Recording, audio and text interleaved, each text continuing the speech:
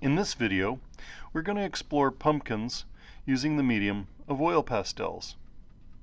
Oil pastels are like an artist version of crayons. They're made from pigments, waxes, and oils that are ground together. They blend together like paints can. Pumpkins, or winter squash, come in a great range of colors, textures, shapes, and sizes. Here I'm testing out different shapes for this project. I'm going to play with 3 different ones. You might choose more or fewer. I'll make one large, one medium, and one small.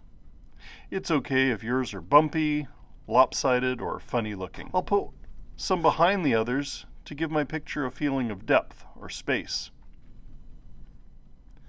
I'm using colored construction paper for this project, but plain white paper would work too. I'll add a bumpy texture to one, and smooth texture to the others.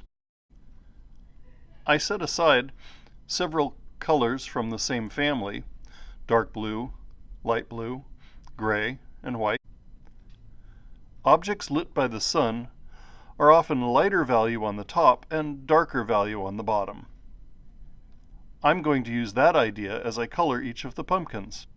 By having a variety of values available, I can put the lighter colors on the top of the pumpkin and the darker ones at the bottom. If you want to blend 2 colors, usually the lighter pastel works well as a blender stick. You can also blend the colors together with a piece of paper towel or a tissue. Some artists use their fingers, but that can get messy. I like to keep my hands clean. Enjoy the process of choosing colors and blending them together to make new ones. Take your time and notice how pastels work. What can you do with them? Notice here I'm adding darker values to make the form of the pumpkin look even more realistic. For this green pear-shaped pumpkin, I started with the dark green at the bottom and now finishing up with the medium and light greens at the top where the sun might be hitting it from above. Creating a horizon line gives this picture a little bit of depth, and the blue-black combination of colors makes it look sort of nighttime. Takes a lot of patience to blend in the dark blue and black colors to make that midnight shade of black.